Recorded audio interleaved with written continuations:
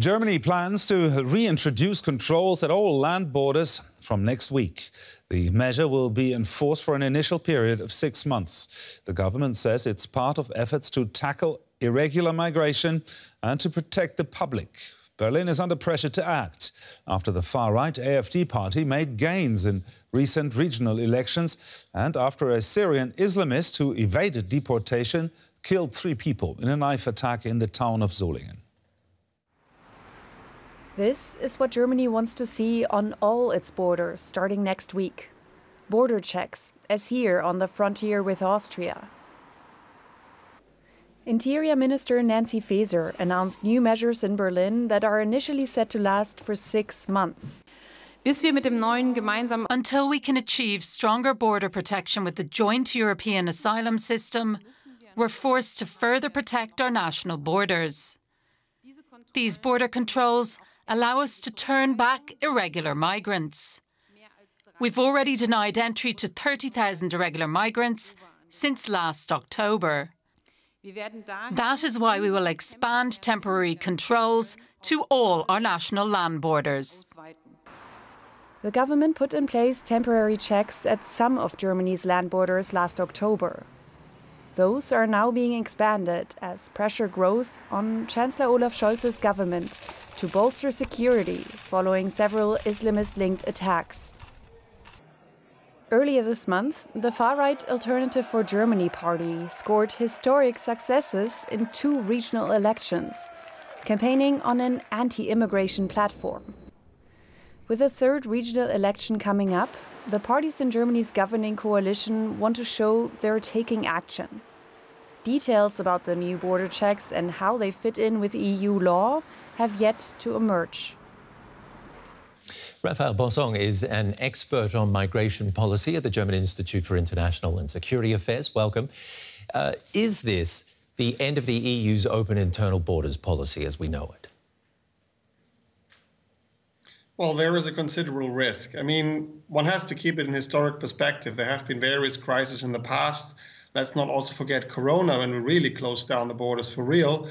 And so far, in one way or another, we managed to claw back from that. But I am concerned about the political climate and the ever more sort of open willingness to break existing rules. And so, depending on how this plays out in the following weeks and months, well, it may just be a crisis and we come back from that, or it sets a sort of process in motions where really Germany, but also other European countries, feel ever less bound by the common rules. Well, let's talk about the political climate. Do you think this is a solution-oriented policy or symbolic action in response to the recent electoral successes of far-right parties in Germany? Well, it can't be such black and white decision. I mean, border controls, and we will see how they will actually be implemented, do have some effect, yes. But they're definitely not going to be a clear solution, and that from tomorrow onwards or next week onwards, there's going to be this massive drop. I mean, we have experiences from other areas and also countries in the EU where these controls have been happening. And oftentimes, it's just a ping pong of people coming back and forth. And technically speaking, it's utterly unrealistic that Germany's police can control all land borders to all sides of the country. So, given that, it is mostly a political symbol, and the political symbol can also influence some migration flows. So it's a mixture. But overall, as I indicated, I think the debate is a little bit too heated for my take at the moment. And so I would rather caution a little bit more sort of long-term thinking. Well, the Conservative opposition in Germany believes that the border controls do not go far enough and is calling for significantly more migrants to be turned back at the borders. Is that realistic? Well, as I just said, I don't think so. I mean, look, I'm not from a partisan institute, and of course there is a regular to and fro between the government and the opposition. And, sometimes, of course, you have to sharpen some argument to make things move. But I really think we shouldn't get carried away. And, of course, you can just say, let's do away with all the rules. Let's just make a statement and, show all the other European countries and also irregular migrants Germany is not open anymore. But I really don't think this is the right way forward and technically not possible. unless we're going to, really go hard as we did in the corona pandemics. And this is something that Germany cannot afford. And, if I may say, yesterday we had a major report from the European Commission and Draghi saying what is going wrong in Germany and Europe in terms of economy. And, and all that we talk about is closing our borders. So, I don't think this is really the way that we should be taking forward. What should be the way forward then, in your opinion? Well, I mean, of course, I understand people sometimes want a clear signal, but all these things with irregular migration are a long-term agenda. We have had a reform agreed on in spring, which is supposed to be coming into force in 2 years' time. This is also what the Interior Minister referred to. And, as an aside, I may say, it's a little bit of a, frankly, lie to say, well, we're going to have sort of controls for 6 months and say until this new reform is in place, which is 2 years. So in effect, she actually announced controls for 2 years, if one takes it literally. And but this is something we agreed on, and it's not going to be either a game changer or a silver bullet, but this is what is commonly agreed that we have to work on. It's very ambitious, and we need cooperation among European countries, all of them. Okay. And just now going national, I'm not sure this is helping. So this is something, more cooperation with third states, in general integration, and also more labor market activation with the migrants that are here. So get rid of the problems that we have with, security, and also, sometimes of issue of terrorism, sort of radicalization, and not necessarily just focusing on the border alone. Raphael Bossong, thank you for your time. Welcome. And for more on this, we are now joined by our Brussels correspondent, Lucia Schulten, and our political correspondent, Julia Saudelli, who is standing by for us at the German-Polish border in Frankfurt on the Oder in eastern Germany. Julia, let's start with you. At the crossing where you are, controls have in fact been in place since last October. What do the cross-border commuters who are affected by it tell you?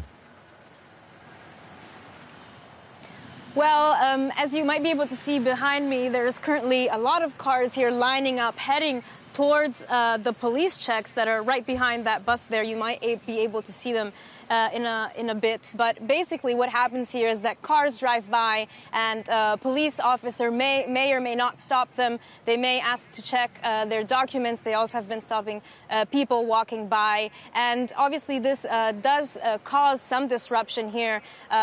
Ahead of me over there is Poland, behind me is Germany, and there is slowly a line of cars forming. I have talked to a couple of people here who live on the German side, and they've told me actually they're not really concerned about these issues, the traffic forming. They're actually very happy to have border controls here. They say that they're mostly worried about too many migrants coming into Germany, and that is basically their main concern. But there is definitely, on a broader level, concern that with extended border controls on more borders, that this may cause trouble for commuters, but also for trade within the EU. Now, Lucia, border controls don't normally take place within the so-called Schengen area. How does that German decision sit with European law? So yes, indeed. So usually once you have entered the Schengen area, which most of the EU member states are part of, you can move around and travel freely. This is the rule, but there is an exception to that rule. And this exception foresees that in very extraordinary circumstances, such as if there is a threat to public policy or to internal security, a member state can introduce temporary border controls as a last resort. But this is not the only question which is being discussed, whether this is the case in Germany or not, the only question under EU law. The other question is also that there's not only the border checks which are being discussed, but also the question whether you can send away migrants, especially people asking for asylum, right at the border. And this is another question under EU law which plays into this debate in Germany right now. Julia, is exactly that Interior Minister Nancy Faeser has said that a model is currently being developed in her ministry that makes it possible to do just that, to send people back directly at the border. What makes that so difficult? Can you tell us more? Yeah, so we don't exactly know what kind of plan the German government has come up with. They said they first want to discuss it with the CDU, the Conservative Opposition Party, in talks that are expected to happen today. What we know is that the CDU has been pushing exactly for that, for basically at the border turning away people, including asylum seekers who might have already registered in other European countries, may have already applied for asylum in other European countries, and this is quite a controversial issue. It is unclear whether it would be legal. What Germany is doing at the moment is that they're stopping people from entering who, for example, have a ban on entering Germany, or who try to come in and say they do not want to request asylum, but they do not have, for example, a visa or the right documents to come into the country. Lucia, how are Germany's neighbours reacting to the decision to make more border controls and to actually send people back? So we have heard from Austria, there have been media reports in Germany that the Austrian Interior Minister has said that the country is not willing to take in people that have been sent away from Germany. So they are watching this very closely. You can be sure that also the other members, the other neighboring countries of Germany are watching. What is, I think, worth to say is that Germany is not the first or the only country that has been reintroducing border checks. There has already been, for example, Austria, also France, that have introduced border checks, also saying that their asylum systems are under pressure and that this is the reason to reintroduce temporary border controls. So nevertheless, what is happening right now could really prove as a test for European unity, because this principle of free movement is very fundamental in the European Union. And as Julia said earlier, it really affects a lot of people that go live and work in one state, so that would have to cross the border every day. So plenty of potential for inner EU conflict there. Julia, the German government is under pressure, though, following the recent electoral success of the far-right AfD in 2 state elections. To what degree did that influence this sudden border clampdown?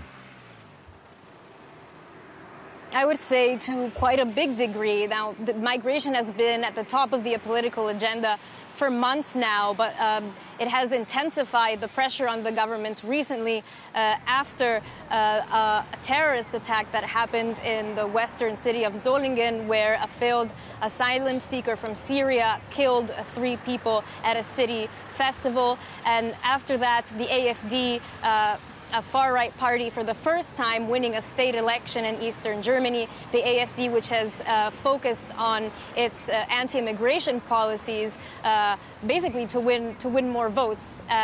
On top of that, the conservative opposition, the CDU, also putting pressure on the government, saying that it's not doing enough to stop irregular migration, something that is felt as an urgency here in Germany. So the government is definitely under pressure to deliver, and this could be the first step in the government laying out its plan to basically show that it's not a lame duck. DW correspondents Lucia Schulten in Brussels and Julia Saudelli at the German-Polish border in Frankfurt on the Oder. Thank you both very much.